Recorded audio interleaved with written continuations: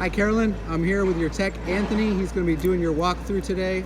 We're going to try to make this as clear as possible, but it's a little loud around here. Hey, how's it going? I'm Anthony. I'm going to work away on the outside, work away around, and end up on the inside.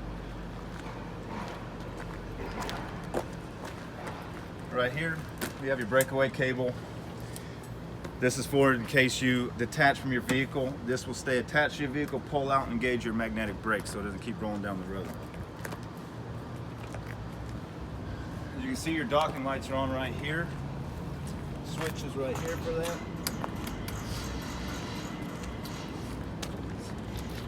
Inside here we have your propane tanks. They have this automatic switch over, which isn't totally automatic. This means you can switch it over like that without having to take the hoses off. This indicator glass here will turn red when you run out of propane. And then there's an arrow here. If this arrow is pointing to this one, it turns red. It means this bottle's empty. You can switch it over, detach the hose, and take this to the store and get it filled up.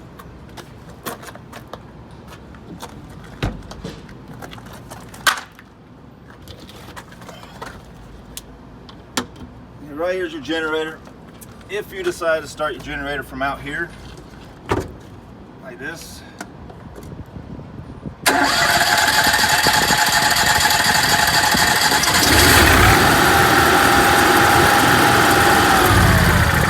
Remember to put this back on there because this acts as an air shroud to help draw in air and pass it across the engine to keep it cooled down.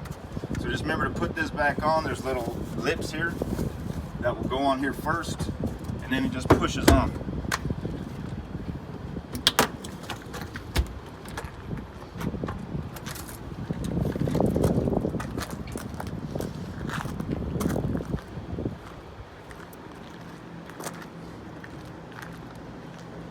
Right here we got your battery.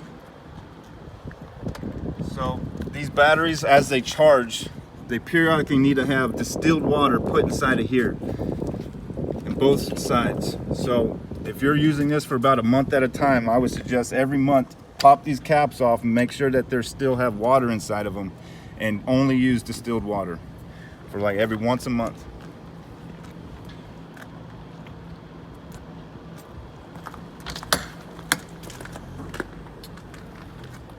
You got an outside TV right here.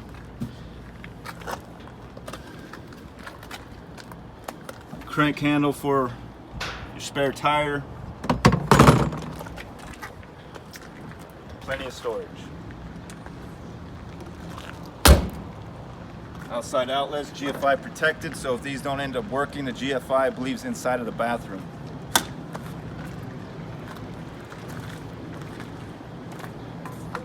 This is the back of your refrigerator, the access panels. You're really not going to need to be in here. The only thing you really need to know and to make sure of is that these fins here, these holes, stay clean.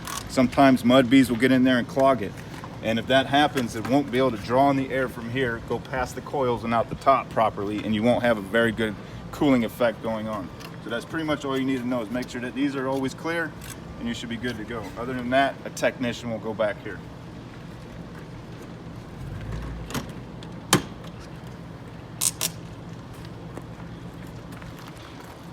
Got some exterior speakers.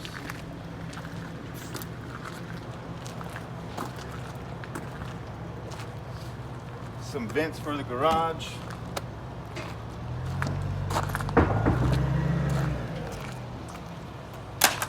We'll set up this patio one time.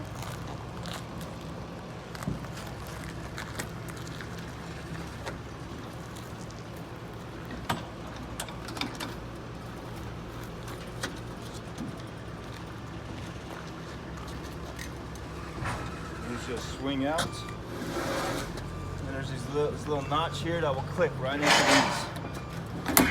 It's clicked in. Side, slides out, clicks in. Now these can close.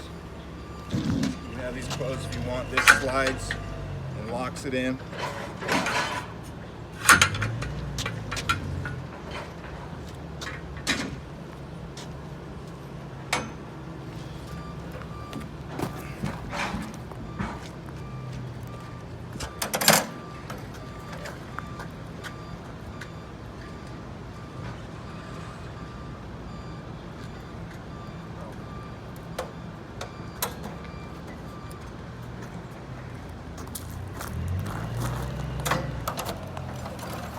So under here, there's another 2 notches.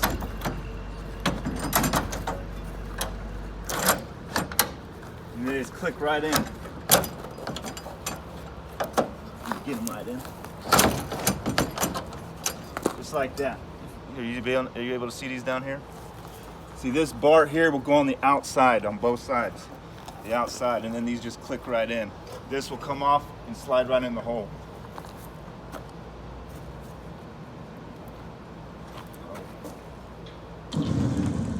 And these little notches here will click.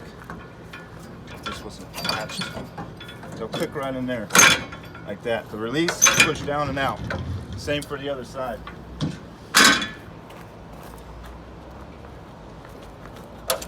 There's 2 releases right here.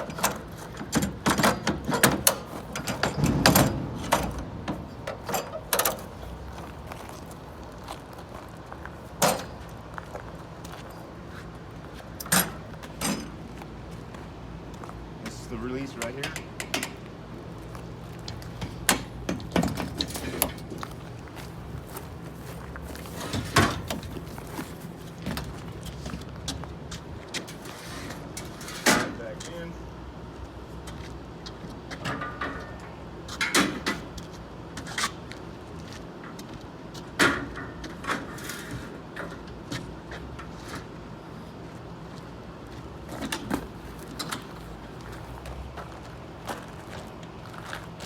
Twist and lock.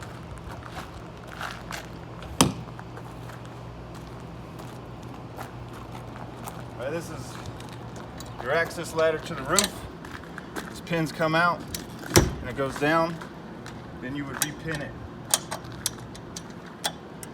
You would only go up there if you suspect you have a water leak or something's broken, like a vent or so. It ain't for storing anything like that. And when you're done, put it back in, put the pins back in.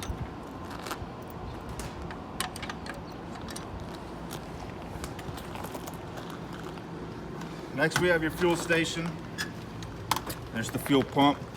Right now it reads empty. Well, the only way for this gauge to work is to hold that button down. Shows over a half tank. This is the tank that the fuel pump runs on.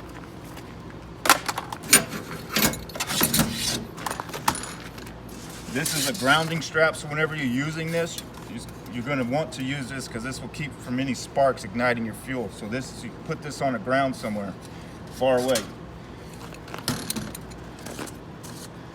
Now let's say I ran out of fuel for my generator, but I still have fuel in here. I could literally put that in there, turn the pump on, and start pumping fuel into the generator tank.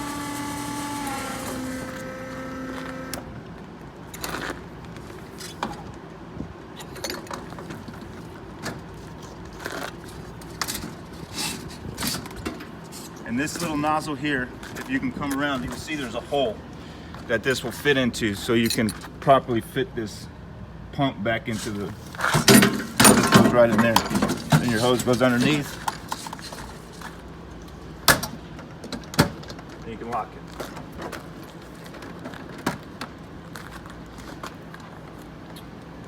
All right, right here. This is your garage's black tank. Even your sink in the garage is connected to this black tank, so you have no gray for the garage area. Everything goes into the same exact sink or tank. You're not going to want to have this, the valve is right here. There's a sticker that tells you where the valve is right here. It says black tank. You may want to replace that if you would want. But you would want to keep this closed so you're about 2/3 full, then pull it. And that's because if you kept it open, all your liquids would run out and your solids would stay behind, and now you have a clog and foul odor.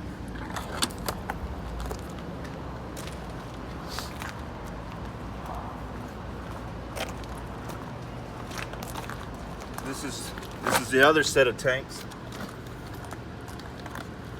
So right here it says gray tank. You have a second gray tank handle here. This will be for your sink water. So everything that's running in your sink area, this is that gray tank. Your other gray tank, which is your bathroom and shower, is right here. And then the black tank that's in your bathroom. So again, you can have these grays open at all times if you would like, but your black tank you want to have closed to you're about 2/3 full, then pull it. And once you do pull this, you can hook up a hose right here and it will flush your black tank from the top to the bottom. So while you're flushing your black tank, have this open, hook up to a garden hose, and now you'll have a clean tank. You don't got to worry about flushing your hose out with your gray tank water no more. If you ever did need to winterize? Well, if you need to winterize, you have your connections here, water heater bypasses right here, and more winterization knobs here. If you wanted to learn how to winterize specifically, inside this instructional DVD, it will tell you how to winterize your coach. This is a starter kit we give everyone. Besides this being very valuable, the other most important thing I think in here is this water pressure reducer, because these systems aren't able to hold KUA pressure, which is usually around 120 PSI. This will reduce it down to 50 or 60. So if you ever hook up to city water connection right here, I recommend always having this water pressure reducer installed. And she'll be using it in a full hookup, so just leave that on all the time, right? Yes. If you're hooked up right here and you were dry camping, you would want to fill up your freshwater tank because you're going to use your pump. You would fill it and then put it back to normal flow. If you wanted to just use city pressure, keep it on normal flow.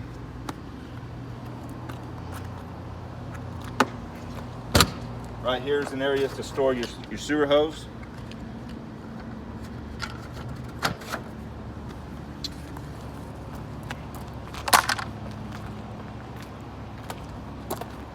If you wanted to fill your freshwater tank, you can also fill it from right here as well.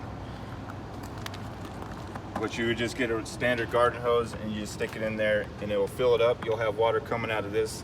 You might have some water coming out of here, and you'll probably have water coming out the bottom once it's filled up. But that's all normal.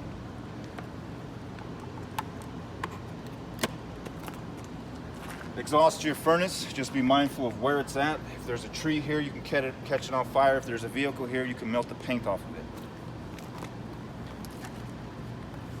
And below here is your spare tire. The crank for it is on the opposite side.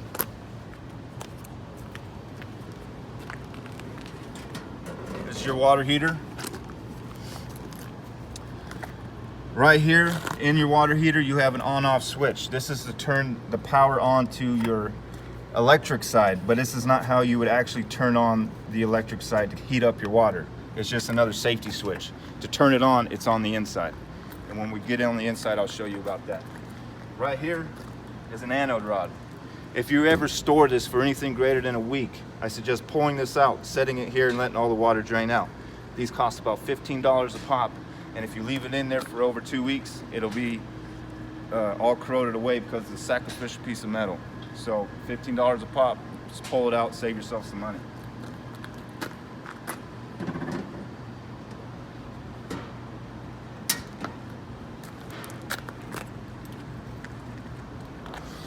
All right, hydraulic reservoir. You would only check, that says fill line here, you got a line that goes across. That's where you want it, but since we have jacks that are down, it's not the true fill level. Only check the fill level when all jacks are up. That's the true level. If you filled it all the way up to the top now and then you brought those bottom jacks up, it would overflow.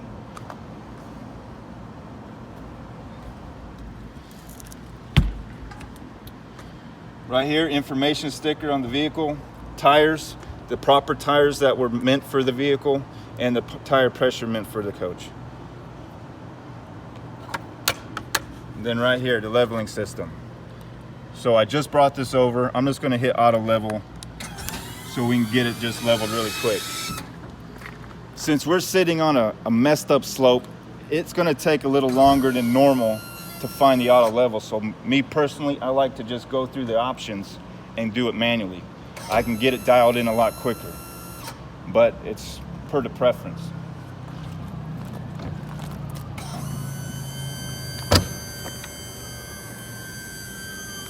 Also, if you need to know anything about this that I did not cover or you forgot, all of it is right here. This is how I became an expert, all these instructions. I just have read them over and over and over again, And then this is pretty much everything you need to know on the inside of this door.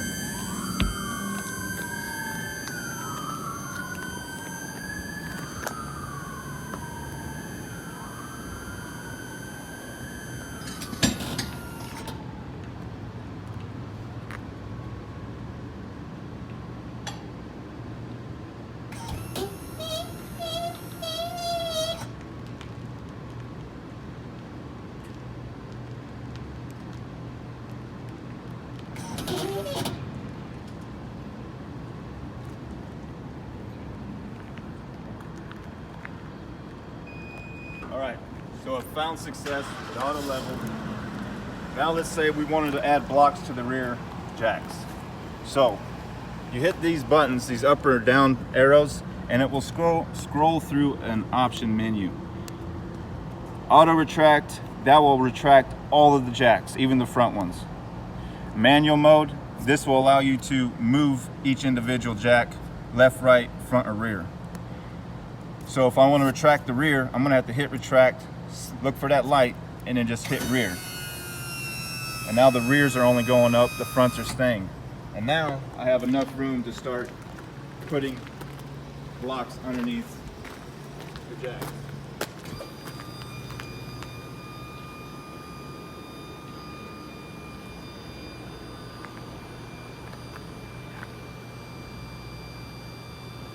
Now let's say I have all my blocks set. I hit the retract button again to turn the light off. And then I will scroll through the menu again, look for manual mode. I'm gonna hit enter. And now I want the rears to go back down. So now I'm doing the rears.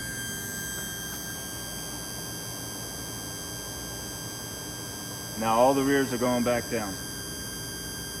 And if you look at the screen, when I'm hitting rear, it's going to tell me the angle of the rear. We were level already, so it's at 0, 0, which is good.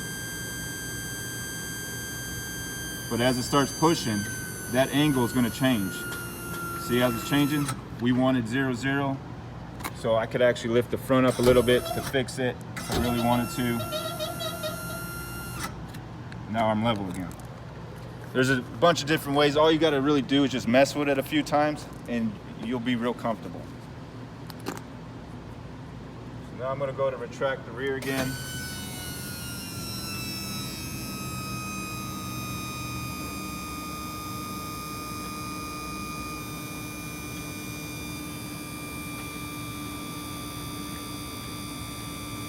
And then when I'm listening for the pump to change in tone right there. I don't know if you can hear that, but that's my signal that all of them are up. And now I'm finished. You can turn it off if you want. It'll turn off on its own. You don't really have to worry about it. And now we're ready to go on the inside.